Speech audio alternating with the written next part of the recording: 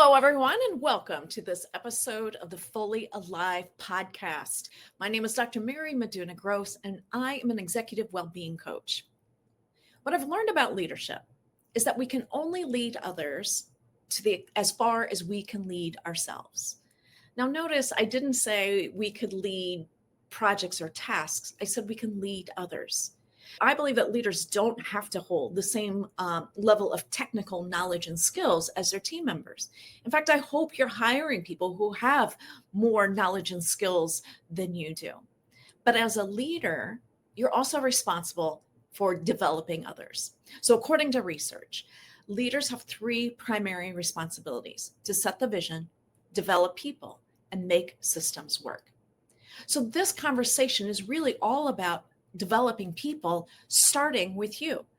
And I think once you see this model and understand a little bit more about how you see the world, I think it'll make more sense to you how it would be difficult for you to lead others at a higher level than where you currently operate. So today we're going to be talking about the energy leadership model. And this is developed by Dr. Bruce Schneider, the founder of IPEC Coaching, and the book Energy Leadership. This framework is going to help you understand yourself and your experience in a more tangible way. So as we move into this conversation, let's also remember that we're all internally driven creatures. While it might seem like life is happening to us, in reality, what we're doing is we're filtering all of these external variables through the beliefs we hold about ourselves and our place in this world. Therefore, the life we're experiencing is a direct reflection of this inner world. As within, so without. So the ultimate goal of this conversation and this framework is for you to have more awareness of who you are and how you act. I want you to understand what drives your perceptions, your feelings, and actions so that you can recognize and change habits and patterns that are no longer serving you. I want you to be able to respond, not react, to stressors in your life in the way that you desire. And ultimately, I want you to be able to choose the state that you operate from that is going to get you the results that you want. Now, when we're stuck in survival mode, it's really difficult to see other possibilities. So this framework is going to help you see these possibilities as you begin to use this framework in your daily life. Now, this framework is also designed to highlight the root belief, emotion, and behaviors individuals are operating from at each level. So it's time for a few reminders as we dive into this. Each level of energy is exponentially more energetic than the one beneath it. So we're really talking about energy here. You might hear me talk about levels, you might hear me talk about state, but what we're really reflecting is the energy, and it is the energy that connects with other people. And that is what really makes this framework so powerful. Now, the other thing to remember is that this is a continuum, which means that there's no judgment on which end of the continuum we are. There's reasons, valid reasons to be at the survival levels. But we also want to know what these creative levels are so that we can aspire to them and move towards them. Now, again, to remind us that we all use levels. We're able to tap into each one of these levels of energy. I've never seen anyone who hasn't been able to tap into each one of these levels. The point is, what is our default tendencies? Where do we show up most often? And lastly, I'm going to describe this in a logical sequential order from level 1 to level 7. Again, remember, we bounce around. So I'm presenting this in a logical way so that you can see the relationship between these energetic levels, but we bounce around. We don't have to move from 1 to 2 to 3 and on up the scale. We can bounce around.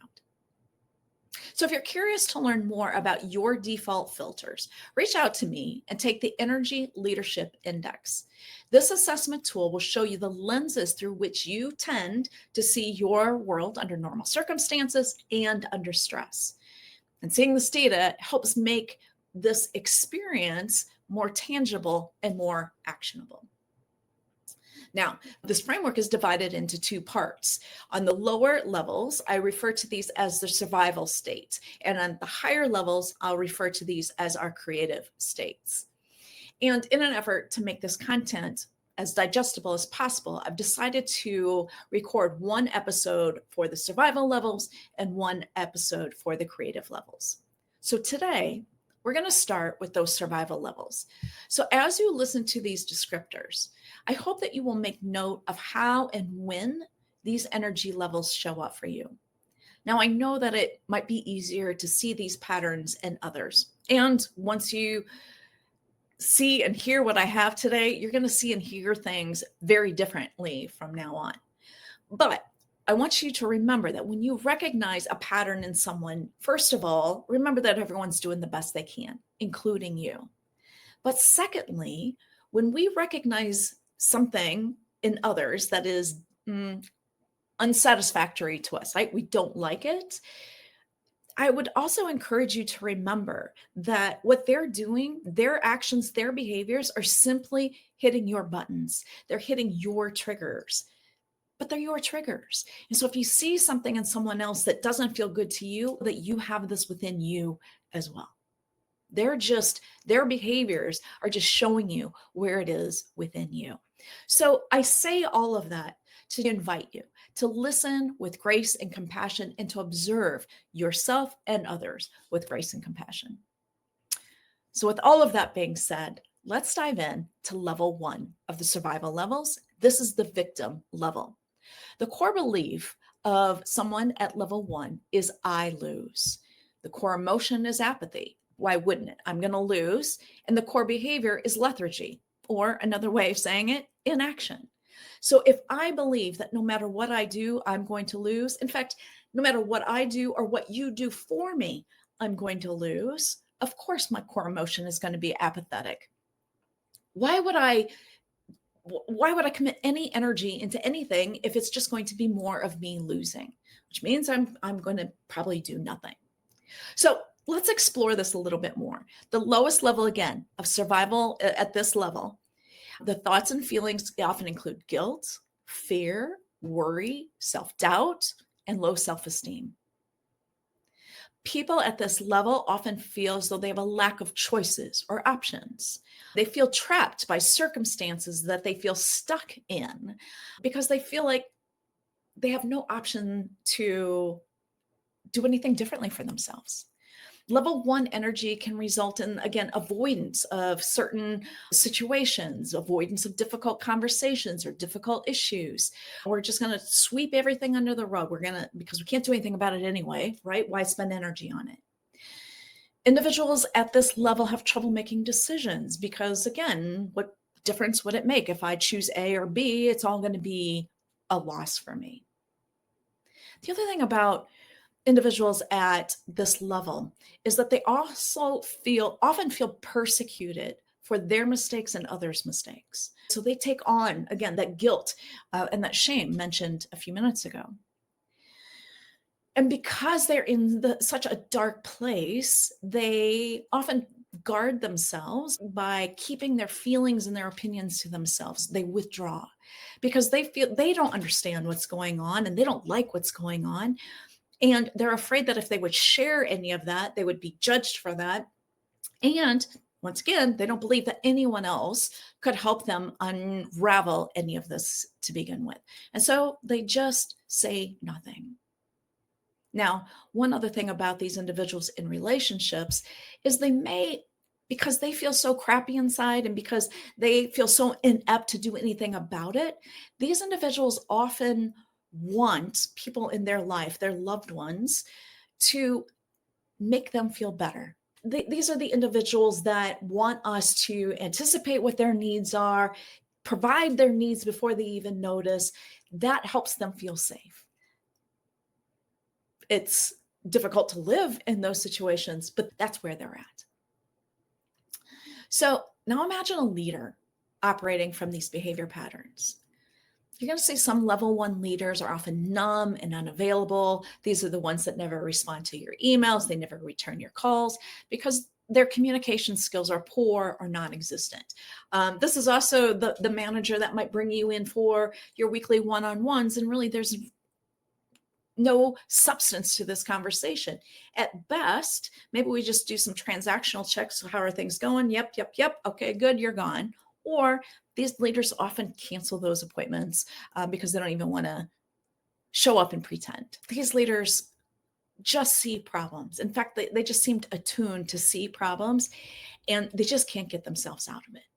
So that is level 1. That is the lowest level of energy on this chart. And again, it is the victim believing I lose. Now, remember, we're going to go up now to level 2. And level 2, the energy is exponentially higher than level 1. The core belief at level 2 now is I win, which means that you lose. So there's still losing happening at level 2. I'm going to win this time, which means you have to lose. And so my core emotion here is anger, and my core behavior is defiance. You're not going to get the best of me. So level 2 energy is still about survival. And you might not be surprised to hear that this is the predominant level of energy in our workplace and in life in general. This is your general pop.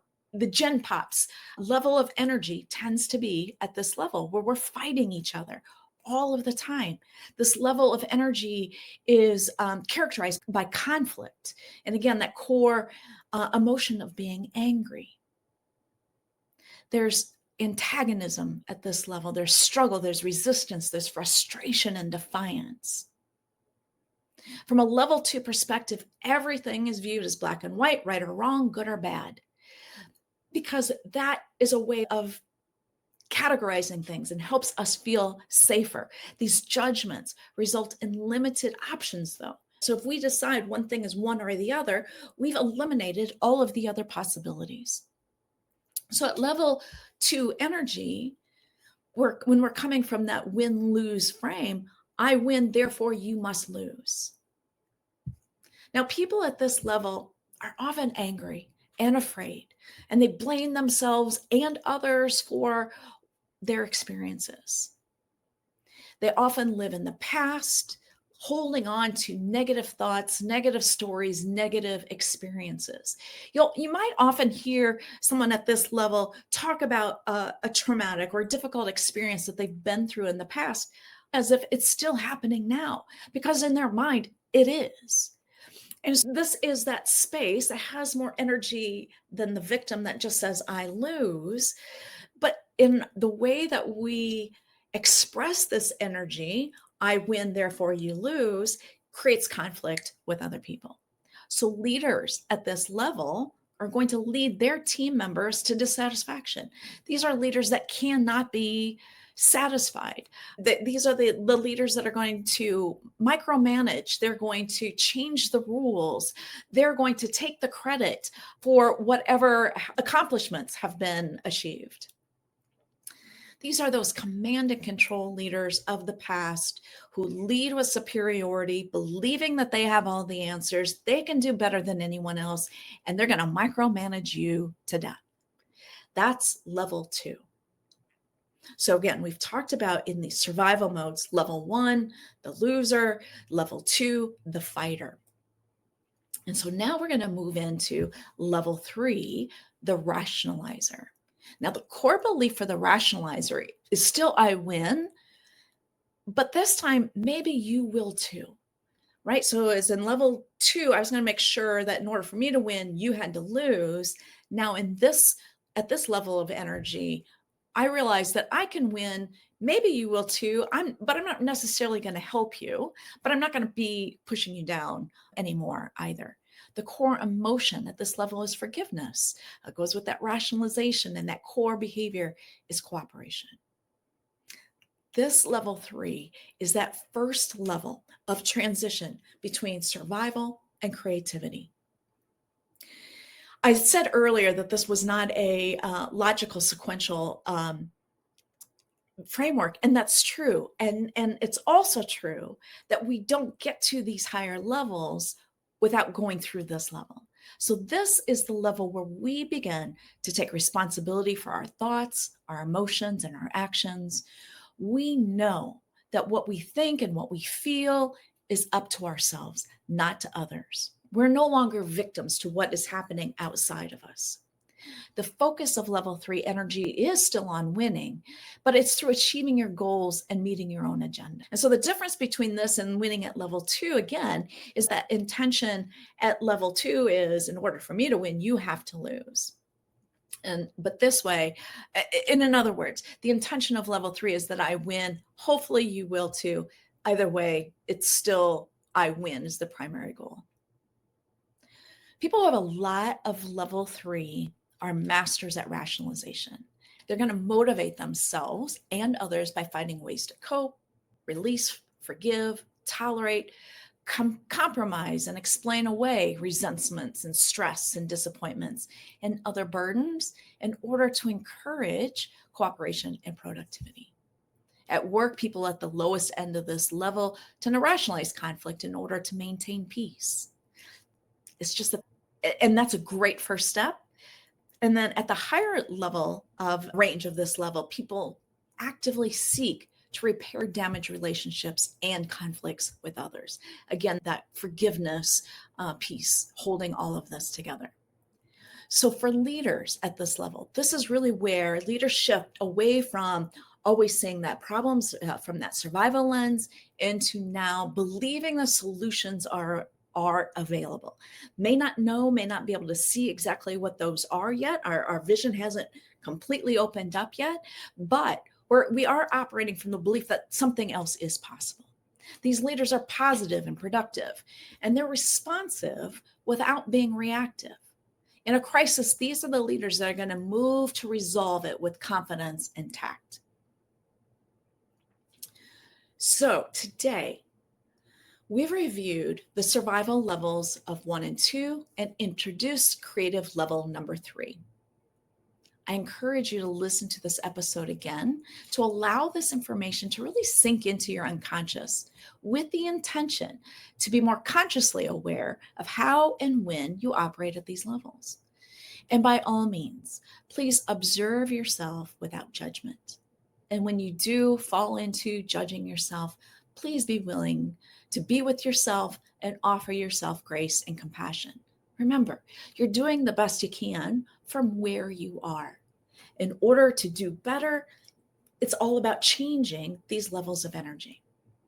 Let's go back to what it is that I wanted this conversation to do for us.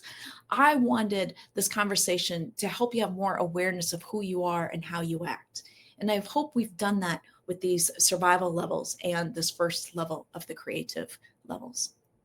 I hope you understand what drives your perceptions, your feelings, and actions so that you can recognize and change these habits and patterns. When you see yourself, you can see yourself in a more objective way from an outside rather than just from the inside.